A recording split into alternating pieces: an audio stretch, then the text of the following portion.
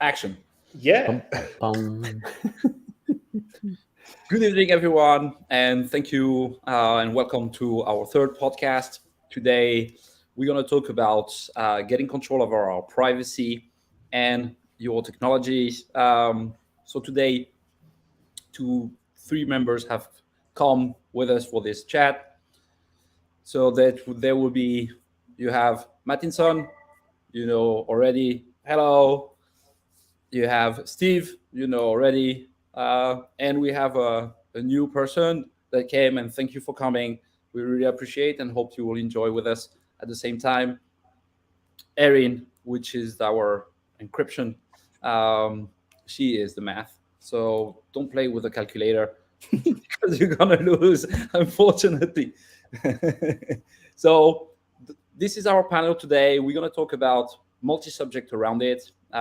We hope that you're gonna have fun. We want everyone to have fun in this discussion, and that at the same time you'll be able to discover the technology, who we are, and what we are here about it. Thank you all. Hope you had a great weekend. That you enjoy. You might see a cat inside the podcast with us. You will almost certainly see a cat. Yeah. So if you see a periscope, you know understand it's a cat. So today we're gonna start with our first piece. It will be divided by two. So let's start. The cloud. What is the problem about it? Each one of us has a different view because we have different cores. So we're gonna talk about what is really the problem around the security around it. What are the reality at a legal standpoint, because it's always interesting at a legal standpoint, and what they do with our data. So let's go for it. Chop chop, how we go. So let's go for it. What for you it's the main problem about having your data far away? What is, so let's start with, I don't know. I'll go first. You start. Okay. Because when it's far away, like it's not close to you, it's not near you, it's not at your disposal the way you want it to be. You still have to go through. It's like you have to go through someone else's door to access your own data, and that's a problem. I kind of want it. I would rather have my data to be, if I can have it attached to me, I would. You know, that type of thing. That's what I think. You, Erin? So, you know, I find myself in the position of having to explain to less technically savvy members of my family what the cloud actually is. We everybody talks about clouds, and we kind of lose sight about what's actually happening, right? So my answer is it's valet parking. It's valet parking for your data. You know, you drive up to a restaurant and you hand the valet your keys, and as long as you get your car back in one piece and everything's still in it, you don't really care what happens to it in between. You have a certain level of trust that there are laws and contracts that will work to keep the valet from taking your brand new sports car for a joyride and wrapping it around a telephone pole. With your data, it's in the cloud. It's basically the same thing. You're handing off your data for someone else to park somewhere. Where it goes, you don't really care. And you can choose the valet. And you can choose the valet. True. Right. And so, what's to stop the cloud provider from taking your data for a joyride, so to speak? What have you read your end user license agreement with your cloud provider? No. Probably not. What are they doing with your stuff? Wouldn't it be nice if that was the level of trust you had with valet parking, you'd probably want to take your car inside with you. Well, you can do that now. That's what we're giving you a way to take your proverbial car into the restaurant with you and have it at your side the whole time. Makes sense. So using the valet analogy, which I love because that's perfect, and it's only because it ties to a movie. If anybody remembers the movie, do you? Matthew Broderick, high school, taking the Ferrari out. Ferris Bueller's Day Off. Oh yes. And the two valets, the two guys that are supposed to park it, basically take the car and they drive it around town. Now they put 110 miles on it or whatever it is. But now I will take that. That's Aaron's point, and I'll take it extended a teeny bit. Then what they did was they took the Ferrari, drove it to the house, grabbed your house keys, went inside, rifled through your entire photo album, made copies of all the pictures of your kids and your family and your cousin and that aunt you had that they thought was kind of cute, and they took it all, and your birth certificate, and exactly. And then they don't actually have a safe. They have time to poke through and find out where are the family jewels, where's the money, and then they leave, and then they take the car back. But they take all the stuff they stole from your house out, and then they give it right back to you. And here's everything you gave us. You just didn't realize we looked inside of everything that you gave us and tried to figure out what else we could do with what you've got. And now we know where you live. Oh yeah, and then we know actually what you like to buy because we rifled through your mail and we found out what it is that you purchased. They looked at your Amazon delivery list. I mean, we looked at your refrigerator and saw what groceries you had. Exactly. So they basically know everything, and then they track you, and then you're all set. So yeah, you just gave them the car, and then they basically did everything else, and then they left a dead body in the back, and now you're in trouble. I hate it when that happens. When you have the dead body at the back, yes, it's always because in one moment it smells, and the luggage you thought you would never have. So it's it's a dinner out that keeps on giving. Yeah, that's just all you need, right? Right. All right. Yeah. This is I agree with you. This is pretty fun about what they've been able to be done. I love the valet. It'd be cool that we have a valet inside the wrist. It would be great when you press it and you have the nearly like in Total Recall when you press it, you have the person. It's really hello. What can I do for you? It'd be cool. Can you have my data on it? It would be fun. Now, if you could put like a 15 or a 10 meter anklet on the valet that says if the car even leaves the premises by more than 40 feet, they get an electric shock that'll like knock the bejesus out of them. That would be great, but you can't do that, right? There's no limitation. You have no idea which part of the country or nation they've stored your information. So you have no idea. It's just you have no idea which country they stored your data in. Right. See, you have no idea. And if you're over in Europe and you're looking at GDPR and everything else, well, yeah, sure, they supposedly think they know where it is, but how do you know it's not in the Netherlands? How do you know it's not in the UK? You wouldn't know that. Now just fast forward, now you're in the middle of the US and you still have no idea where they parked all that data. You have no idea what kind of hardware they parked it on. You also don't know, are they liable for any of that stuff? And if they break or lose one of your files or they destroy it, whose fault is it? It's not yours, it's theirs. So now what? How do you go back and get that lost Microsoft Word document or that lost spreadsheet or the pictures that maybe you took all of your photos, your old, I'm going to date myself, but you took all the negatives and you got them transferred over digitally from someone, right? You went off and sent it off to a service provider, somebody that did that for you. You have all of those on your old machine in your house and you decided, I don't trust this. Maybe I should put these in the cloud. So you took all your pictures and you posted them up there and then they lose half your album. Can you go back and get them back from them? Well, you better hope they have a decent backup storage facility. But do they? And actually, where is it? Like, I don't know where that is. And hey, have they vetted everybody that goes inside the cage, that accesses the drive space, that goes in and pulls one, networking cable to another one and attaches it to a different? They're doing all of these other levels of operations. You have no clue what's going on with your stuff. It's just floating around between machines. You have no idea.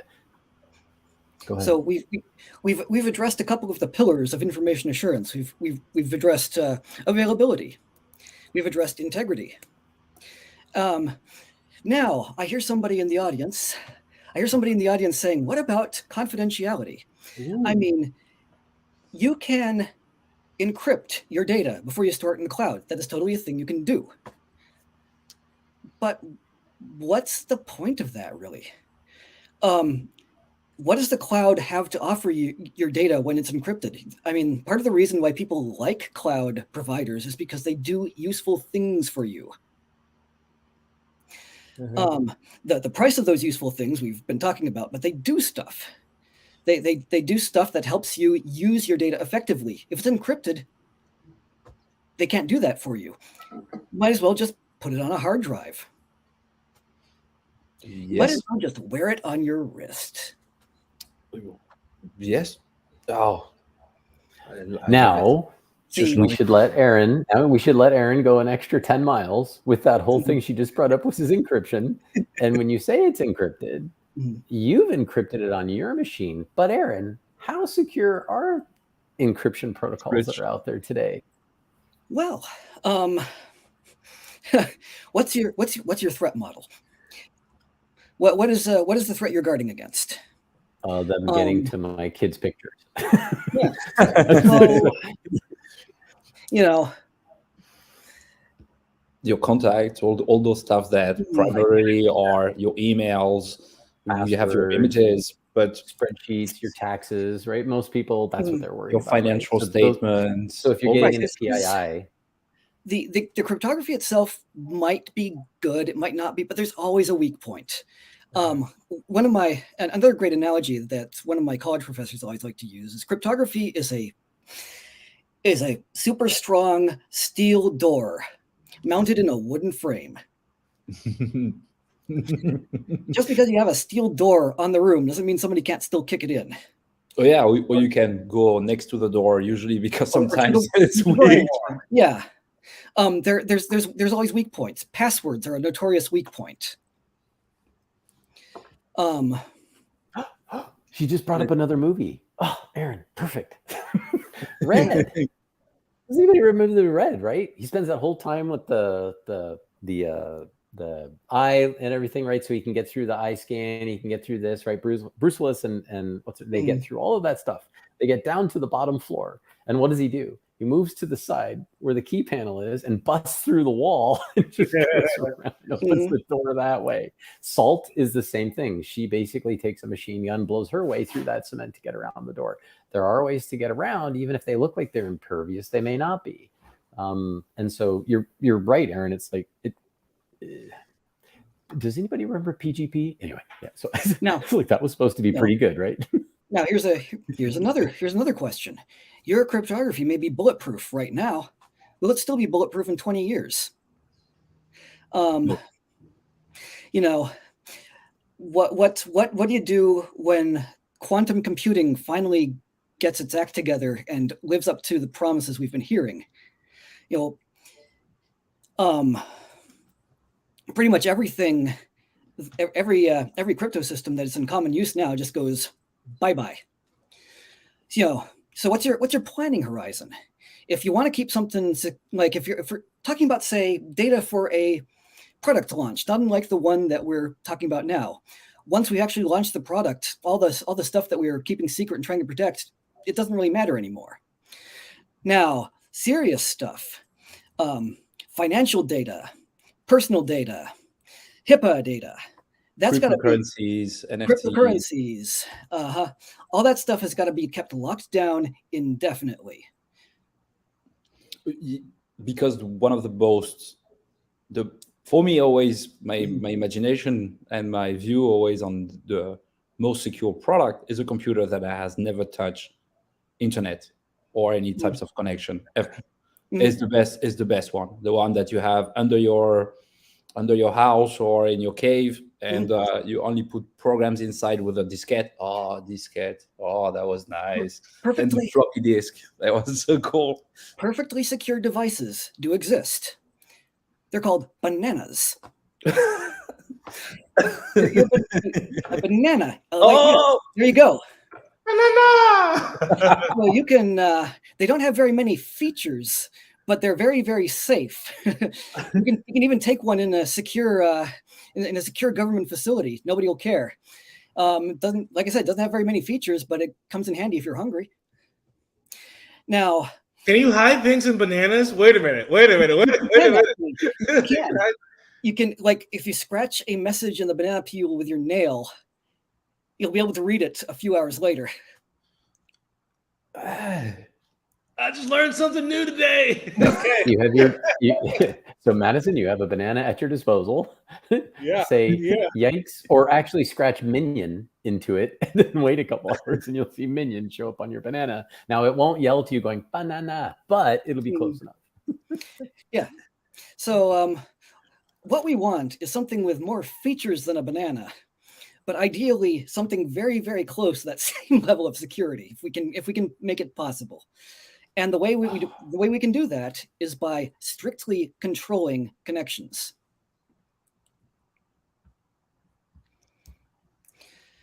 Modern devices are designed to be hyper-connected. They're designed to connect to everything, everywhere, all the time.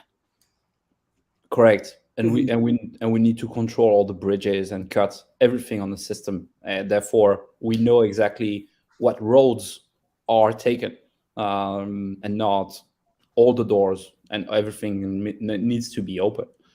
It's a bit like at your home. If you leave all the doors open, one moment you can't control everything. You really need, but when you have families with a lot of kids, or when you have cats, or when you have, imagine you have 10 cats or 10 dogs and they go everywhere, and you have the doors, everything open with all the roads open. You can't control everything. We need to access which bridge we want to open and which bridge you want to take down, to be able as secure as we want. Well, and where Erin's going to is that she used convenience on purpose, because one of the problems is that we've all been jaded and sold a bill of goods telling us, oh, it's so much more convenient. It's like, well, okay, sure. So I went to the coffee shop today and I got hooked up, but I also know that I'm not doing anything in that coffee shop that I would expect any of my information to be harvested. It would be shared somewhere. But I'm not a government contractor. But the point is, I do like my stuff to remain private. So I don't want somebody just, hacking off the same Wi-Fi connection I'm on.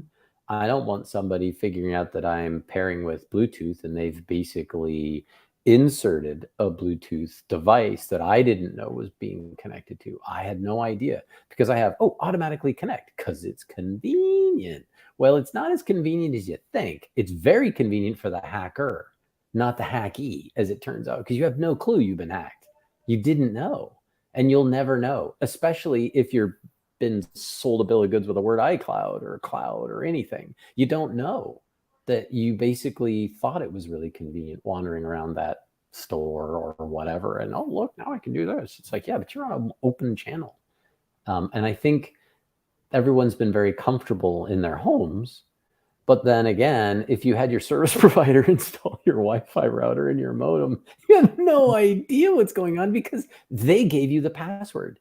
And has anybody ever taken their Wi-Fi router and turned it over and seen that if you did a factory reset, it gives you a name of the device and it gives you the password? Which password? It says password. And then it's really dumb. Well, anybody who's worth their weight in gold with a Pringles tube and a bunch of tinfoil sitting on your street knows already that if they can reset your Wi-Fi router, they got you. I mean, they're in, and they're just sitting there scarfing up everything, and they can go find your previous profile if it wasn't a hard reset. There's ways. I mean, you don't even realize that some of your stuff there you go. You don't even realize that some of the stuff that you've actually been doing is in their lunchbox. So, yes. Well, let me tell you a war story here. A certain cloud product company, a certain corporation that markets and sells, all the software needed to run a cloud server, all the usual stuff. I shall not name this company, but we can't. You can name them. So we can name them by other names, like Double Voldemort. O. I'm not going to. Voldemort. I'm not going to name. I'm not going to name them because this was a long time ago, and hopefully it's better now. Hopefully, but you know, the admin account on the main main controller, the keys to the castle, came with a preset password, which was like admin or something like that. You could change this password, but that was it. They made it, for whatever bizarre reason, they made it really hard. You couldn't just, it's just not a matter of saying, update password, bologna sandwich, enter. It actually forced you to create a randomized string that you could never possibly remember in a million years, and you had to write on a Post-it note. And that was your new password. So you either had, your choice was either admin or Post-it note. And that was the main admin account for the main controller. That once I dug into that and found that out, I was like, oh my God. See, I can go back to another movie, everybody. She just let us do another one. Does anybody know what that one is?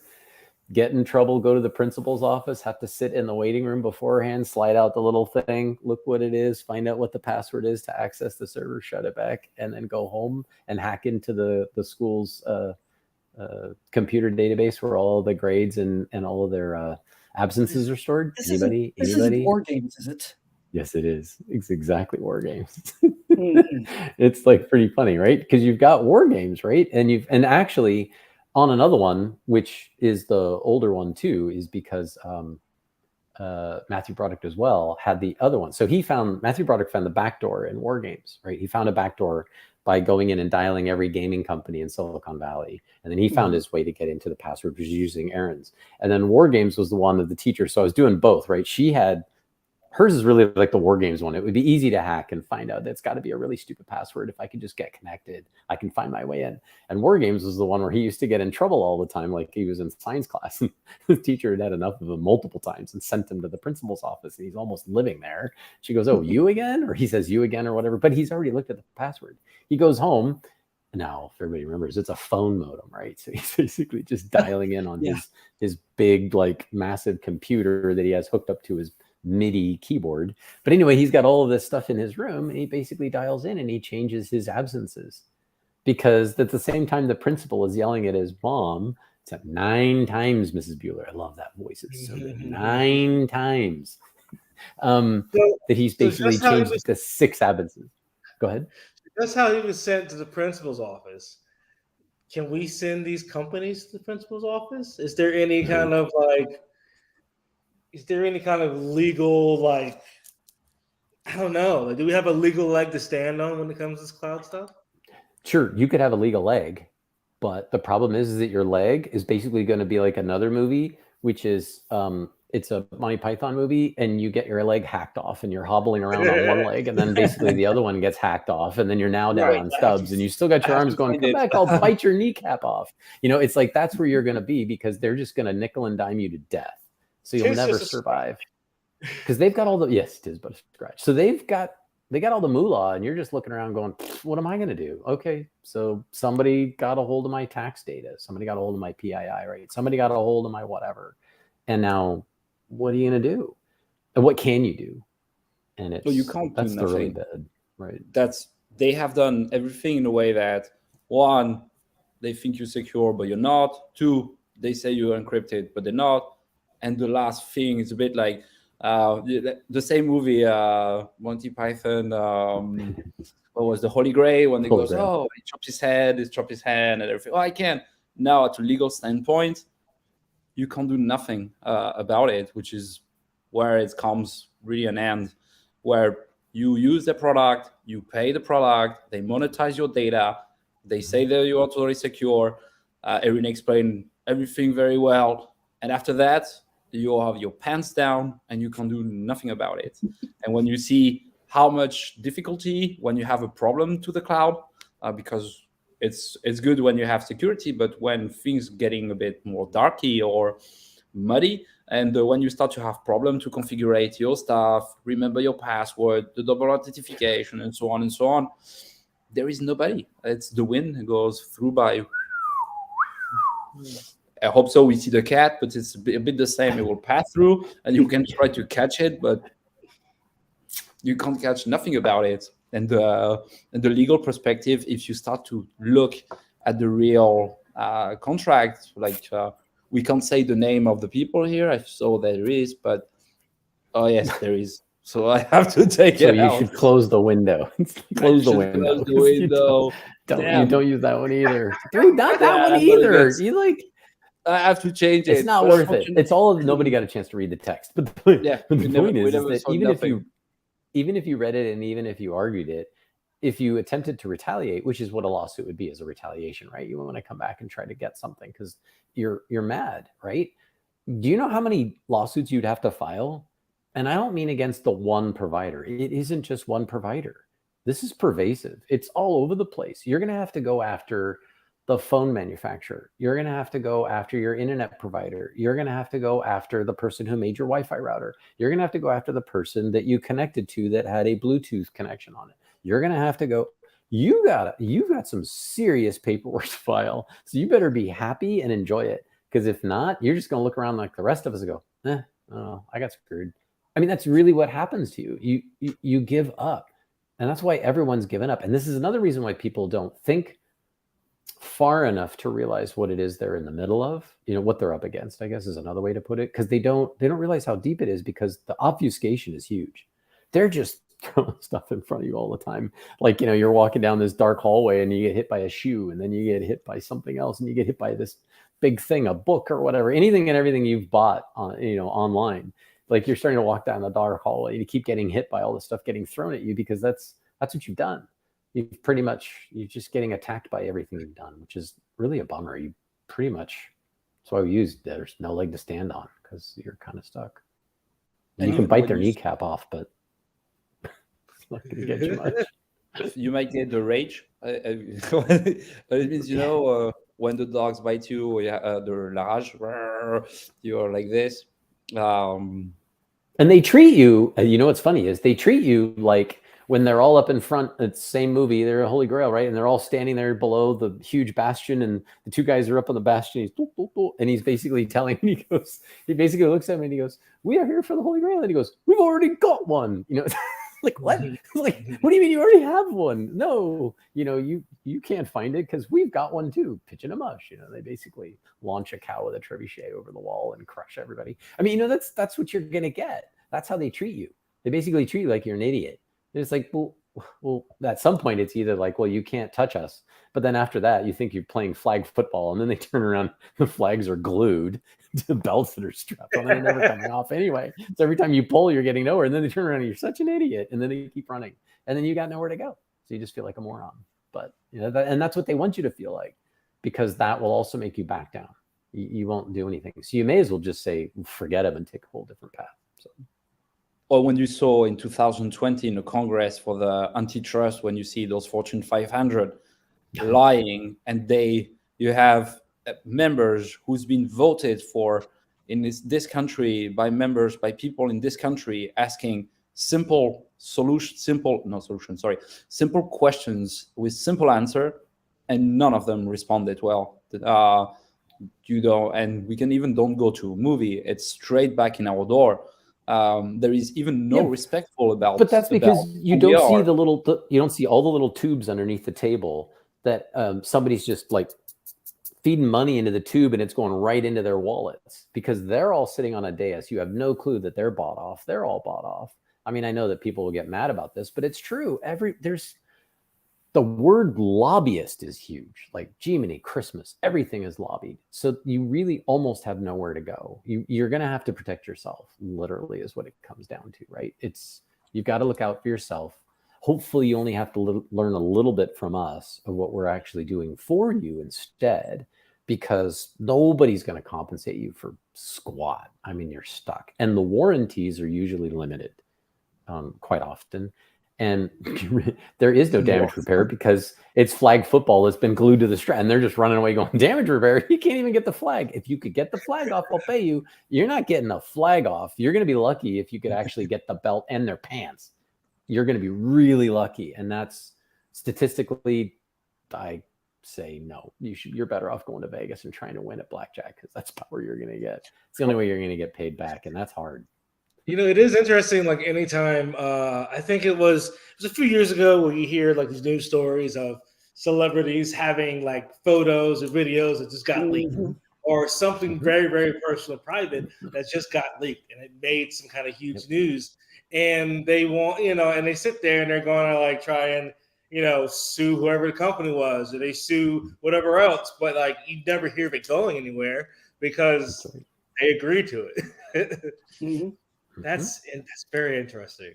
I find very interesting. And it ultimately it comes back to you.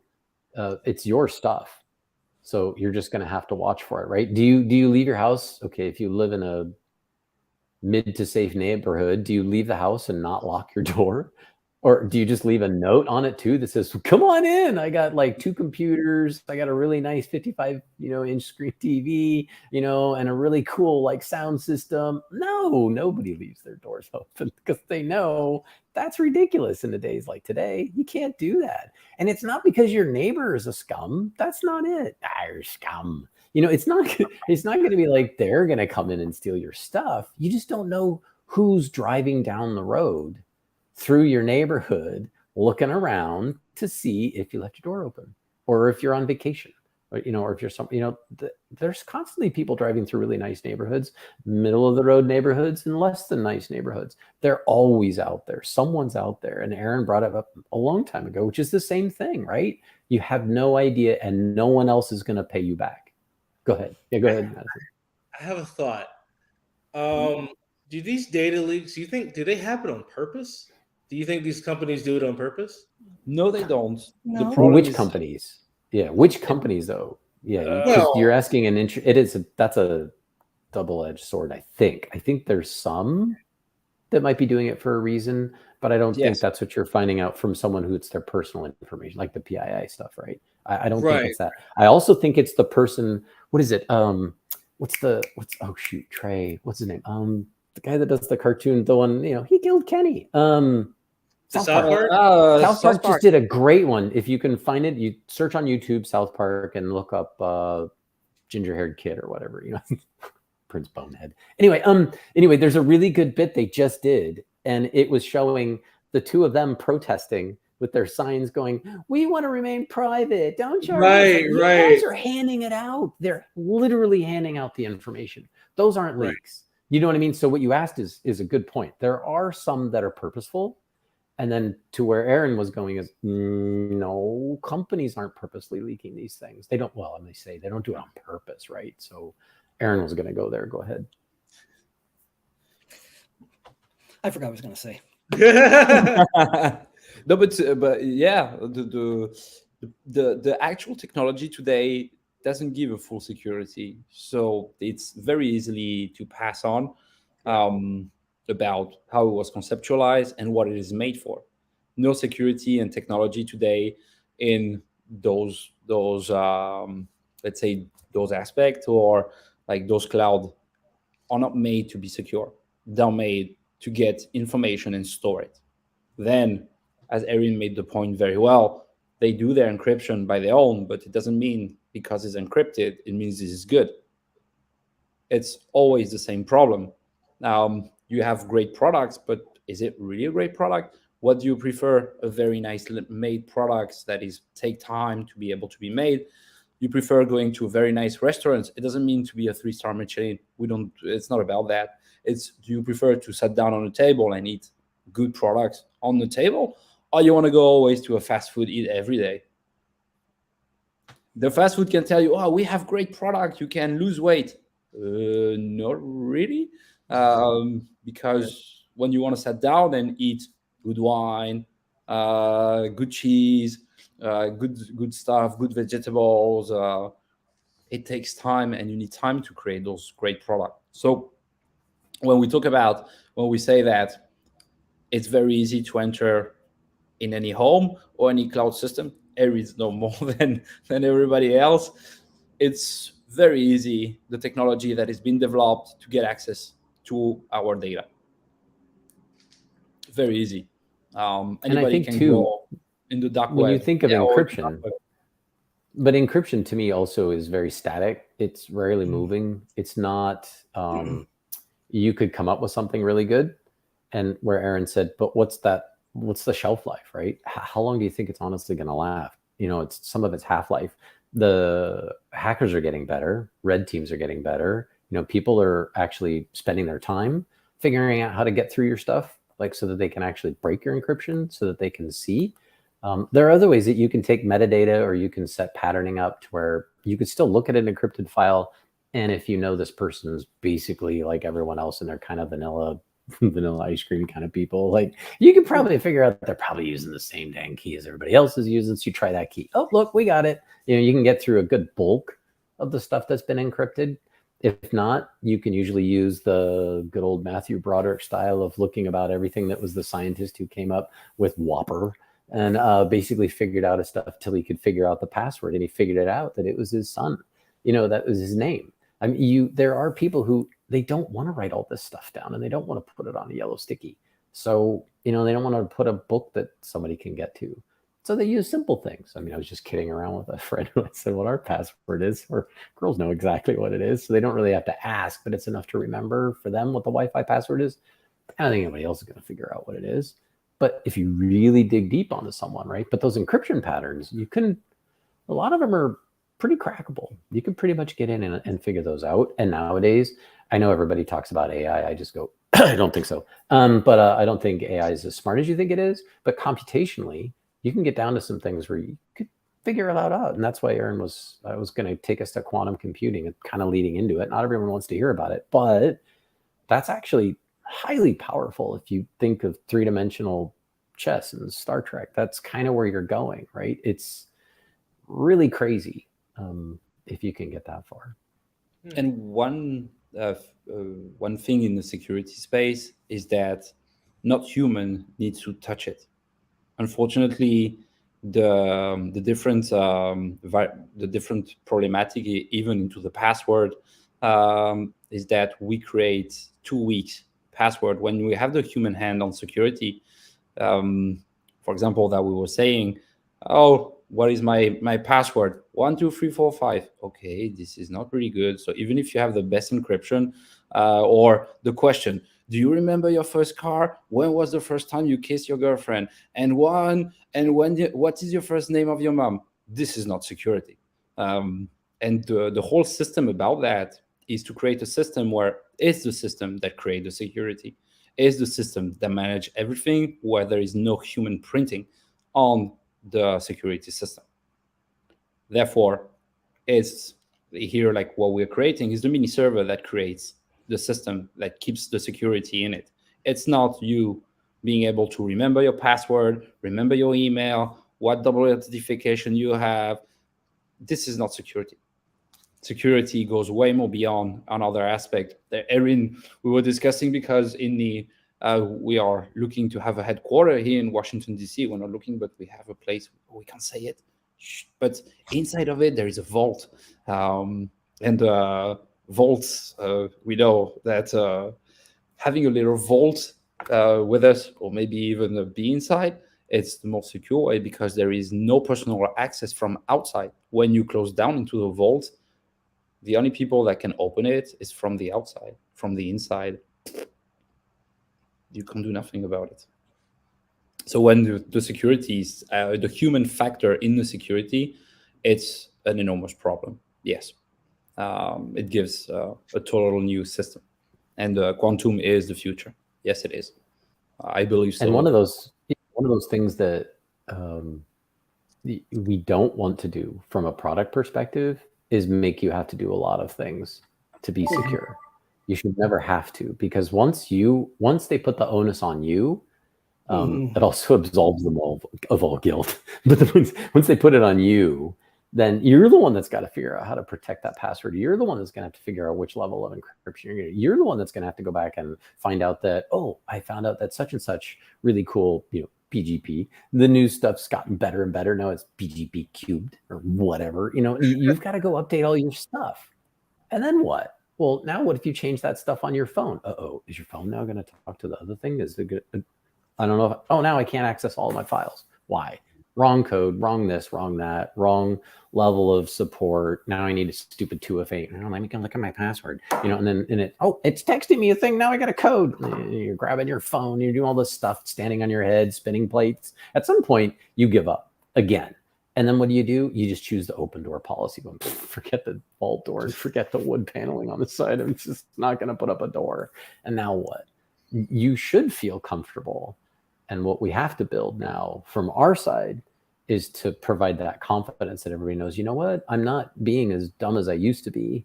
I'm actually being smart. I want to pick something where people are trying to prevent me from being one of the weak links. You don't want to be the weak link. You don't want to be the weak link. I don't want to be that. And I want to build a system that I don't have to think. My wife doesn't have to think. My daughters don't have to think. None of us should have to think about that part. I should know this thing's solid. All of my files are safe. If I want to synchronize, my file synchronization is safe. If I want to lock those up inside the OMini server's vault, I push them in there and close the door. And I know it's safe there. It'll always be safe there.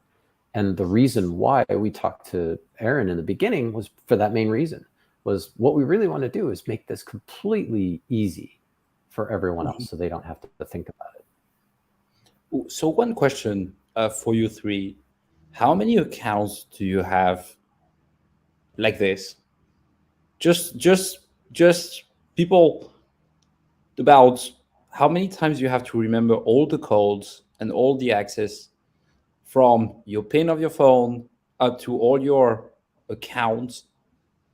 How much could you say each one of you have to remember? So many. I just changed one today. Let's say a number. Well, let's say like everyone has one question, a password. You have to give your email and you have to give your phone. Thank you. If you want, I can leave you the keys of my car and the keys of my home, and you can have access to my husband or to my wife. Enjoy. See you tomorrow. I go on vacation. So how much like this? For me, I think, wow.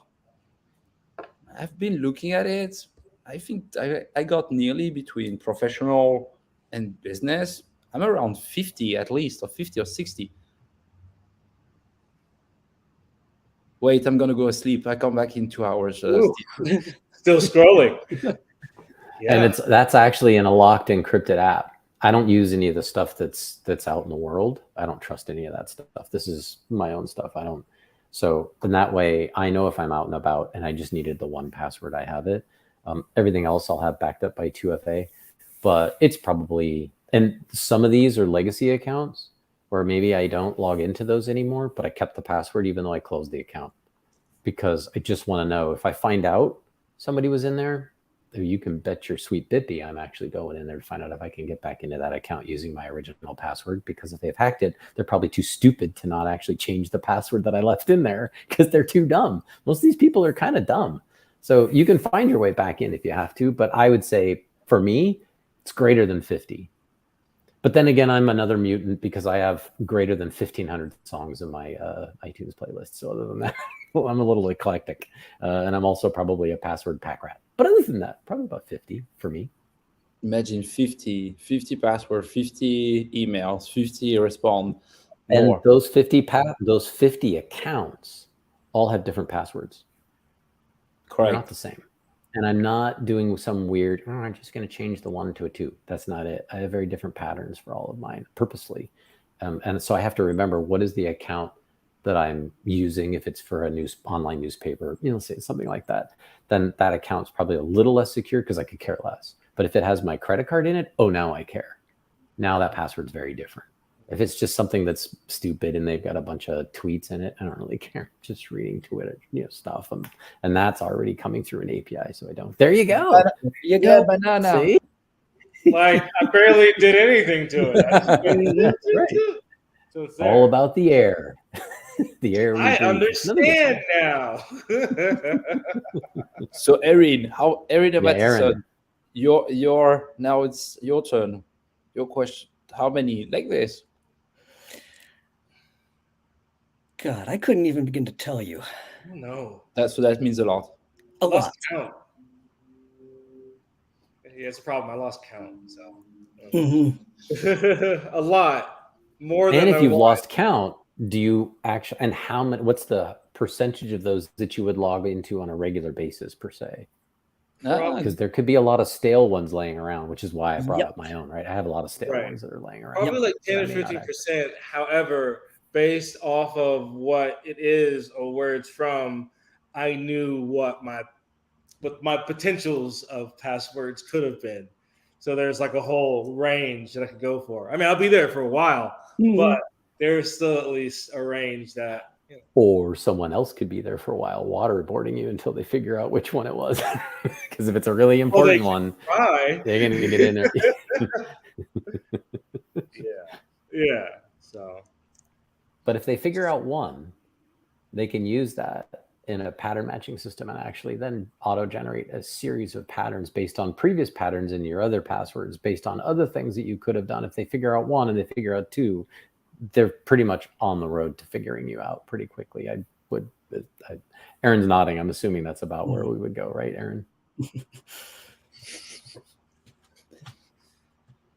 Aaron, on the other hand, is probably a hell of a lot smarter at generating passwords than I am. I mean, I've been around a long time, so there's probably passwords floating around for me that I've set back in my college days that I wasn't really thinking that much about. right. Mhm. so there is in type of the security, we have software, encryption, hardware, structure of the system, which enter in a lot of lines. As Erin, you say very well, you have all the way to encrypt and the way to secure, but then the hardware is very important too, because today, actually today, all the industry only talk about software. Like the software is the primacy, but software is not the for me. Software is not the first element. It's software because they're ass-based products. It's not really the what as no, we're gonna talk. But it's really the me. I see the security in three aspects: hardware, software, and architecture, and the fourth, which is for me, let's say the fifth element, like in the movie, Lilu, the perfection is the encryption, which is Lilu, which brings the global aspect. That's why in the product, in the terms already in hardware, we have built, we make things that it's pretty impossible to hack by Wi-Fi, Bluetooth, NFC. We will be able to see it. So in that aspect, for you, Steve, Erin, Mattinson, the security on Wi-Fi, Bluetooth to control your bridge, is this something very important for you to know exactly? Because we have your phones and you press to your Wi-Fi, it's not really secure.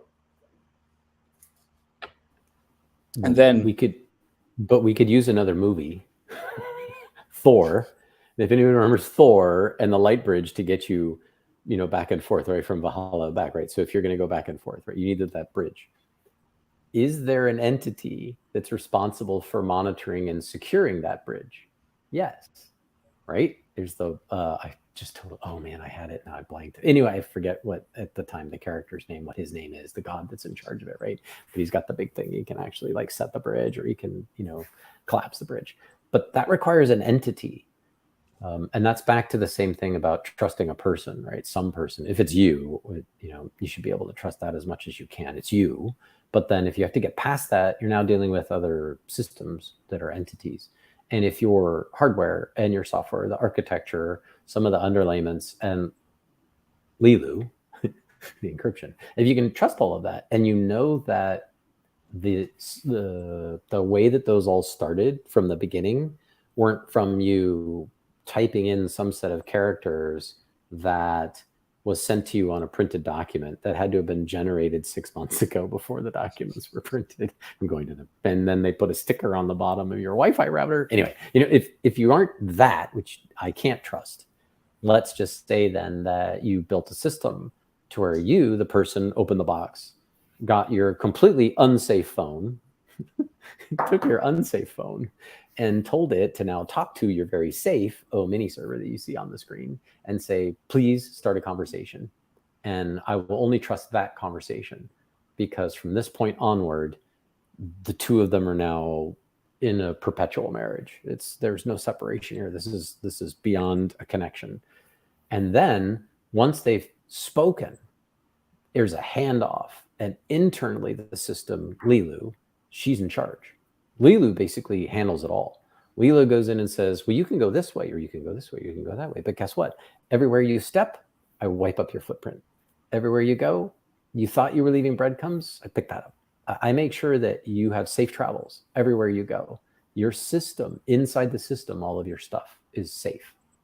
That's actually what I would want, is I want my system to know me from the beginning at time zero, is what they usually call it on a timeline. Time zero, there's one handshake, there's one thing that happens. And from that point onward, the system now takes care of me, and it protects everything going between my phone and where my information is stored. And now it also means then that I have the freedom to not just use my phone. Now I can use a tablet, and I can connect my Bluetooth headphones, and I can do this and I can do that. But I'm setting up all of those private connections, and each one of those are independent. Each one of those also have their own personality, their own connectivity, and the system itself keeps saying, and everywhere you go, everywhere you step, I wipe up your footprints. And so that way no one can follow you. They can't find out where you went. They also can't figure out where you started. They don't even know how you got there. How the hell did you get from point A to point B to point Z to point Q, F, and then did you do burst to burst? They have no idea. I'm sorry, I went off into Biden there and going burst to burst. But anyway, so they can never find out where you started or where you ended up. And that's what you want. You want to be able to not have them find me, because there's no way I'm going to go in and try to purposely figure out where I stored the file, literally. Why should I care? The system will do it for me. And that's ultimately, just so everybody knows, that's what Aaron's all about. Aaron's going to be sitting there figuring out how we make Lilu. We have to build this system that you are going to trust, because the people that are thinking about it want you to and believe you deserve it. Like you should be able to trust what we make, and you should feel very safe once everything gets started and you start your little happy dance with the mini server. Because inside of inside when you have the product, you will never leave any trace. You will be totally off the ground. Off the ground. Well, you can be on the Off the grid. Off the grid. You could be parachuting and you're still off the grid. And nobody will know nothing. All your files will be inside of it. They're not going to be able to find your files. They're going to find, let's just put it this way, you'll find a bit. Man, I could go back to old school Tron, right? Ones and zeros. All you've got is no, yes, no, yes, no, yes. All you're going to hear is that little thing at his head going, no. You know, it's like as he's trying to fly, it's like, no. And what is he flying? He's flying a recognizer. What's a recognizer? It's on a stream, and it's able to recognize the bits. It's recognizing things, right? Because you're going to the MCP, you're going to the main central system, right? Inside that computer. Okay, not everybody nerds out on Tron, but I do. Anyway, and that's the first one. And when you learn about that, right, you've got all of these different recognizers. Guess what? Every time you push a file down that little thread to get down to the MCP to then get stored into storage, they've got a recognizer right now going, yes. There's no no's coming from that recognizer. Other things, yes. You're collecting all the ones and zeros and you're reconstructing it, or you're figuring out patterns so that then you can sell your information. That's what's going on. We're like, no. Every time you connect rest of you, actually, you're just going to hear, you're going to hear nothing. And actually, I have the sound file, but I won't play. But it's end of line. That's all you're going to get, because you're going to have no clue what's going on. You just get end of line, and you'll hear nothing. You're going to get no ones, no zeros. No one's going to be able to find that stuff. And if they crack the skin, they crack through the screen, they crack into the case. We've got tripwires, so just do it. Like, please just don't. Actually, you're gonna upset somebody who had some really nice, precious pictures of their kids in there. Please don't do that. Just leave the device alone. And we're purposely telling everyone that's gonna buy this product from us that please don't send it to us to do any maintenance, because the only thing we're going to be able to do is fix a cracked screen. We can't go beyond that. We don't want to touch anything else, because there are a series of tripwires we're purposely instituting so that way we know your stuff's protected. This isn't some weird anti-government stupidity thing. That's not it. We just want to make sure that you feel comfortable, that you know your stuff is safe. And so we just don't want you to get in there. And the reason why the bans are simply done is because we also don't want you to send it to us if you think your batteries aren't charging really well or discharging well enough, or they're discharging too soon. We'd rather have you just go, you know what, I needed a battery. Okay, just buy a new band. Now you just slide it on, you got a full 100% storage again. Your battery's back to, and you don't have to worry about any of your data. It's all safe. So as long as nobody's trying to hack into your device, if you lose it, you lose it, right? I mean, what are you going to do? But you should know that the stuff that you really wanted to protect is safe on that band, even if you've lost it. And it's totally safe. We've made everything in a way that even the most hackers of software, of any types of possibility you want, even Matrix, if you connect Matrix inside of it, it will be impossible. All your data will be really secure and portable. That's really security. That's what we want really for you. We know that when we're gonna assemble the product in a way that we can't do reverse engineering, what we call, and we can't disable the product. When we close it, we close it. It's totally finished. And even tomorrow you have a problem with it, we just can change, as Steve explained it very well. Just we exchange the screen, the glass, that's it. But don't play around with it. It's made for you. It's made like we talk sometimes about Vault, and every time we talk about Vault, Erin loves. But I too like Vault. Erin loves Vault, but this is really a Vault, and you can't play with it. Like when you buy other products that we won't say, where you try to fix. Oh, let's fix the screen and let's try to open the box and play around with it. No, don't do it. If you want to lose your data, yeah, you can. Enjoy it. It can be sure. Just go off and hand your device to some smarty pants that's wearing a collared shirt in a store somewhere that goes in a back room and cracks into your device. And you're like, wait, what? And you don't get to see it. You're not there standing next to that person. You have no idea what they're doing. They whip out a big old honking screwdriver and they take your thing apart, and then they're into the drive and they're into this. And you're just like, did I leave my passwords in a file on that machine? Or you go off and you buy a brand new phone and you go to your provider, who, I'm not saying you should just trust them. I'm just saying these are the things where we all take these things for granted. But you go down to your provider, you hand them your old phone. So they take your old phone into the back room. They take that phone, they get your new phone, they put them next to each other.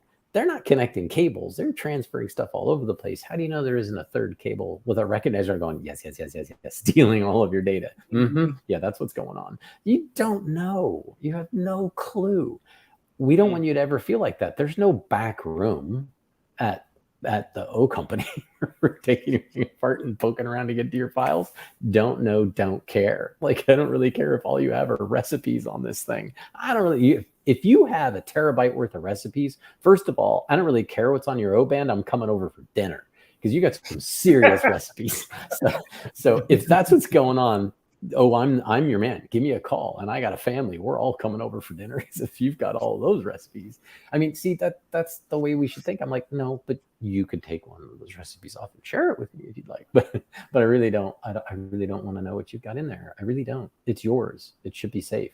Which is one of the reasons why Guillaume always used the word vault when he and I first spoke together. When he explained everything to me, is he goes, it's like a vault with the door closed. No one can just wander in and go look at it. I mean, if it's, 4 feet thick of cement with like a whole thing and rebars and stuff in there or whatever, that's actually what you'd really want if you've got this thing and you're wearing it. So that would be the best idea, right? Is to have them all open like that. You, Erin, if you have this type when you have this type of product on your hand, what in what way for you will feel? You will say, oh, that's cool, a new toy to play. Or is it more like, oh, I will use it for every day? Or um, how does it will it be feeling to have this type for a normal consumer? Of course, because we are a bit crazy people, which is fun. Which is really fun, and we have tons of things inside of it. We can't and disclose everything. That's why we try to bring as large as we can. But when we will get really to the deliver the product, and we'll be able to go and advance in all what we're gonna need, this it won't be able to do pizza, but with it you can be able to be safe, even in the most secure submarine, or even going to Mars, jumping around. It's really this aspect what we are creating here around it. So what we have, 1 hour. Oh, yes, nearly. So that's the problem with us. We always pass out. I don't think anybody passed out. We passed way past the time again. We have just into it. But it's we want to be able to explain that, as you can see here, we have extraordinary people, really passionate about what we're doing, unique skills. I will always repeat it. We're here to create something that will be totally unique, and we will give it for the society to protect against the future or against the future technology, or even actual today, with what people are doing with selling you and putting you in front of it. We want to be a group of independent people. That's what is our core, even too, and we will discuss it next week. But we want to be independent through VCs, through different investors. We want to keep this company, and we want to keep this core team who we are, to be able to be the front line of the defense of your security, your data, your really private information. That's what's great about what we're doing. I'm going to leave a bit Martinson, Steve, and Erin to give the final a bit their feeling or what they want to do. But really, we have created a pre-launch to be open for people that can rely on us, be able, of course, to be able to buy the product. We will be able, with all the amounts of people who get the product, we'll be able to finish it, give the full, complete innovation, and be able to give it to our early adopters. And those early adopters will be, for us, our core customers. We will thank them and help and show them all the future technology that we will develop, because here you just see the tip of the iceberg. But when we're going to go into various products, when Lilu is going to be created, when Lilu is going to start to roll everything down, when Erin is going to start to really, it's going to be like this painting when you have a sketch. What's his name? The stairs that go up and down and Escher. MC Escher. Yep. Yes. This not MC Hammer. She said MC Escher. Not MC Hammer. Those are big pants. We're talking about the other guy. One guy's you can't touch this. The other guy's you can't build this. Yes. There you go. Or you can't get from here to there, right? Oh my gosh! No, I just went to another one. I'm sorry. It's just another movie. Where is it where they say, no matter where you go, there you are? Ah, yes. But dear all the people that watch us and follow us, we would like to thank you. We still have a long way to go, but the only way that we can be able to see what you see and what you made, what we're gonna made, we need you. We need you to be able to be confident on what we are doing. Be confident on we are really serious people. We are, as Erin defined us, we are pirates. We really have a knife in our mouth. Our ship is this company. We want to be proud of what we are doing. We want to protect to the company, because is not only about the technology that we're going to develop and all the intellectual property that we were going to build and how we're going to produce it. Because don't forget, we're not doing, or this is not something very easy to build, but we make here in the United States. So we made a lot of barriers that actually in the IT world was very difficult to pass. We've made it. We are this unique story, or maybe success story. I think it's a success story because you have in front here of 4 of extraordinary person with unique skills. We have other people at the back. The team is way more larger, but here we are here to present what we're doing, and we need your help to be able to be your defender for your privacy. So I'm going to leave Erin first, then Steve, then Matt, or maybe Erin and Matt, because they've been the 2 people that has been talk less, to finish and to give their close any comment if they want to have added value. But really, we really make that for you, and it's for us a great pleasure to show you that there is another path and another world of what you actually see today on the market. Well, I guess I can offer up a final statement. I have I have very, very large data needs. I have a pretty substantial, oh, it's not showing up. Oh man. I have a pretty substantial library of music myself, and I used to keep it on this thing, which is this is a terabyte. It's about probably 10 years old now. I had to retire it because it was finally starting to show its age. But this is what I kept my music library on for a long time. I don't like to listen to the same song over again. I like to have new stuff. I like to have new tunes as much as I can. So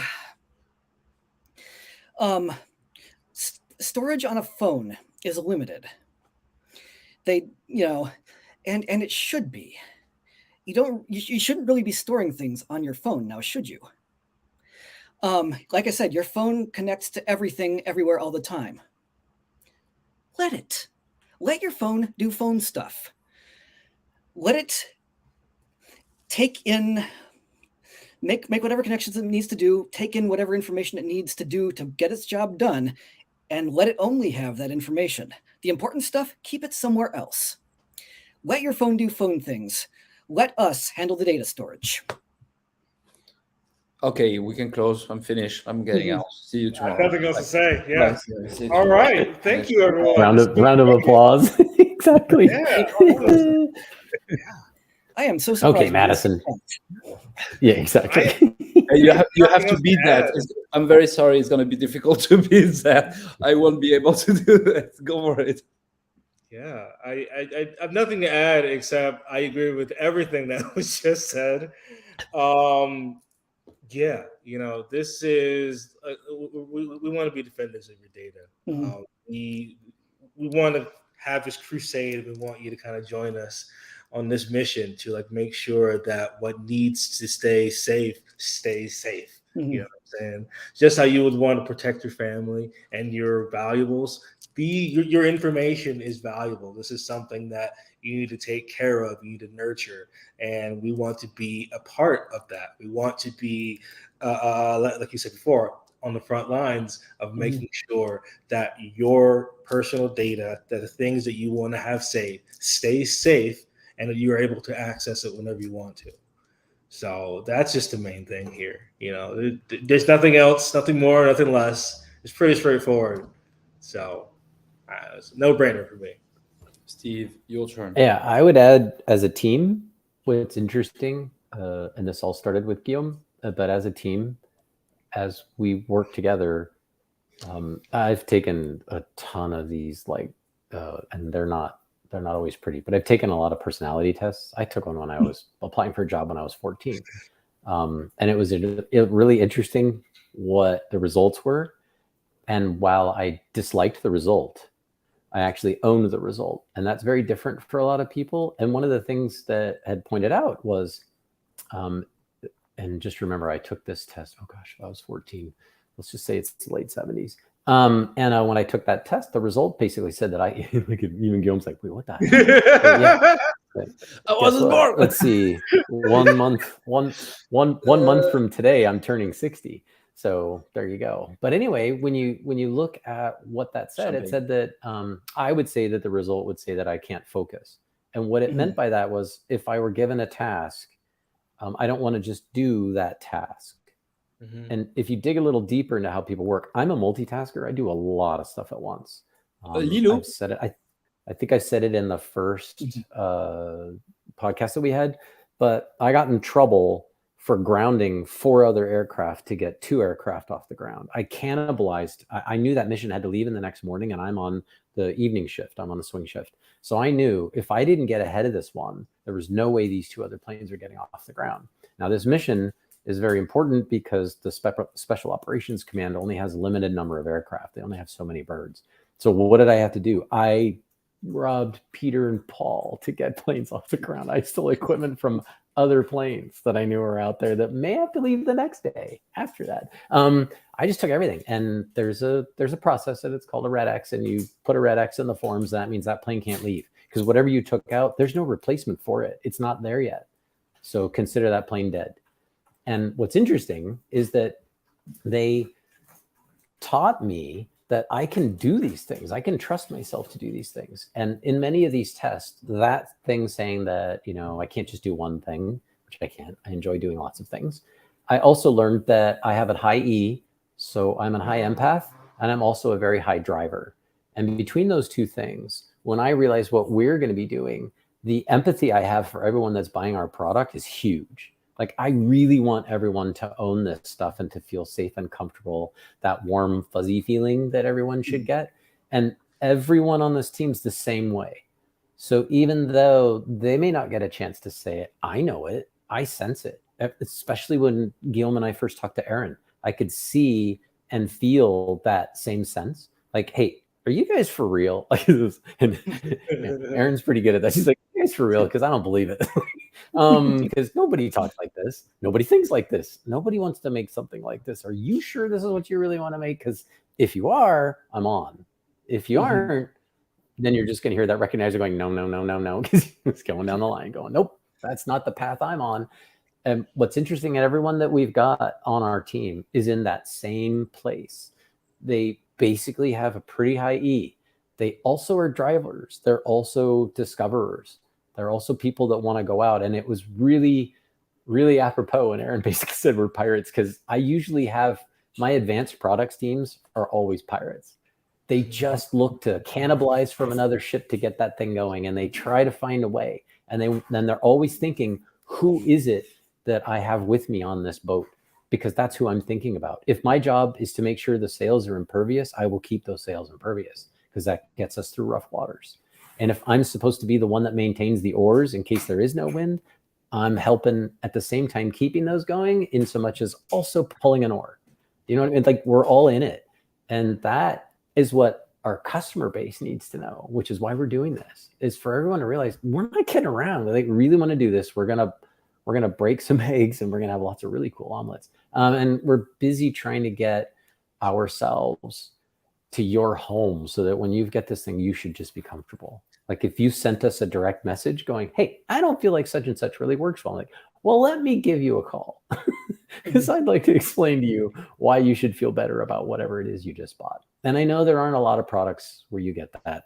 I know there aren't a lot of people that do that, but I dated myself earlier to say I'm going to be 60 this coming March. And I got news for you. I've been at 14 startups. I've been at a heck of a lot of product companies. None of them, other than a few I can count on one hand, literally had the same feeling. Those were my favorite jobs because everyone was the same. If they weren't pirates on my team, the whole boat was full of pirates, right? It's the whole company. But they all had empathy and they all had a strong will to create something other people would feel good about and would love. Now, not everyone's going to love it. That's fine. Like, that's okay. You don't have to love it. Like, I'm not gonna feel hurt, go and cry. That's okay. Like, we're fine. But there's going to be a heck of a lot of people who are going to be happy. It's just like Aaron said. And actually, right now, the product we're selling is 256 gig, 512 gig, and a terabyte. She's not going to be happy because we're only making a terabyte. And you saw the drive she's lugging around. That's all her music. we're not making it. We're not making My- one big enough for This got me into trouble a few times at the airport. Yeah. Because of the X-ray. Like, what is that? her. Yes, they're like, that thing's impervious and the X-ray's not getting through it. You're like, yeah, it's not. It's my music. They're like, yeah, sure, that's not music. Mhm. You shouldn't have to worry about that stuff. You should be able to move around, and everyone else that sees what you're wearing goes, oh, I know what that is, and come on in. You don't even worry about going through security. It's so you know exactly what you're wearing. It's your personal files, and we don't want to look in there either. So I think to take what Aaron had started out with and where Madison was going as well is that's why when you hear us all and for those of you who saw Ian in the first podcast, you can see his passion about it as well. And when we get others involved, you'll start seeing we're all the same. And That's my imagine clothes. the size of the hard drive that has Erin. Now you have it in a 40 millimeter size, Mhm. 38 millimeters, and you have it on your wrist. So I don't know, but I haven't seen a hard drive, big like this. It's consider but big like this. It's pretty enormous. Yep. And actually, Madison said, he was kind of like, guys, this is only like 58 millimeters by 40 millimeters. This thing is really small. I'm a lineman. What the heck is this thing going to look like on my wrist? And I've said that to our other partners when we were talking about parts, and I'm like, I said it's a friendship bracelet. What am I supposed to do? I'm like, okay, keep it in your pocket then. You don't really want to see it. Wear it around my neck like a necklace. But you know what? I had concerns too. I'm lean and lanky. I got Lean and not much meat on the bones. But yeah, this is very exciting. Very, very exciting. Love to be a part of this team. Love to see where we go. Companies going places. And we have a lot. And two last thing, if we close it out. Mhm. One, you should understand, in here is not just about me as a CEO and a founder. And here, each one of the people that are the core team has part of it. They are part of the company. It's not just about being there, being an employee, and get out. No, they are part of this. They create this. They add value to an idea and a vision. They are here to implement and give a vision and something real in your hand. And through that, through the whole team and all our aspect, we've been able, all together, the team has been able to bring and find partners around us where we have chipset component, we manufacture in the US, we have materials. All that make this product, this company, this team, and who we are unique. There is nobody in the whole world who is actually being able of what we're going to do, what we are doing, and what we're going to create tomorrow in the future with just starting from this point. But nobody imagine how crazy we're going to be. It's really, you have extraordinary people around it. Really, when we will be able to get outside and show to the world who we are really, I think you won't see a team like this in the rest of the world. And really, I can bow from each one of them because really they are exceptional. We're just as crazy in person. Hey. Send me the link. Thank you, Martinson. Don't worry, we discuss about We're just as crazy. In the person. computer you wanted. Okay, I accept it. Okay, well, I think that wraps up our So podcast for yeah, so we will say again for people who hasn't seen all the podcast, Martinson is the only person that start the podcast and end the podcast. Erin came so that she knows this is the person that do it. So we can talk hours, but when he says finish, it's finished. All right. All hearts and minds. Okay, cool. Thank you, everyone. Have a wonderful evening, everyone. Thank you for watching. Thank you, Erin. Yeah. And Thanks. We'll be back again, right? Next Yep. week, we're back again. Erin, if you want to come next week, we'll be more than happy to have you. Next week, we're going to talk about the company and what we're doing. We're going to talk about how the company, how we construct, even at the social level, the company, because everybody knows how it happen in different corporate. In here, there is no board in this company. You have the board just right in front of you, and the other people that are at the back. But here are the people that are the board. So we're going to explain how our company will be built from inside, how we want to make it the best company, and we will explain a bit how we want to protect our team, how the company will be able to develop the whole team, because we are 18 people, but we're gonna be able in a few months to be 120 people, and how we're gonna work together, and always the same: fun, enjoy, and it has to be a great moment. Yeah, because we're not bored. We have no board because that's boring. You know, the board is boring. I like it. I like it. All right then. Well, y'all have Last one, and you can clip it. I oblige. Nothing more. Yes. No. Yes. Yes. Yes. No. No. No. No, no, no, no, no, no, no, no, no, no. Now you can close it. I circle. think it's the best. I think the best out is Erin. Really, Hmm. I will be applauding you. Really, it was the best. I think if you have started like this, we should have stopped in 5 minutes already. So the podcast. Okay, no, for real though. Bye, everyone. Goodbye.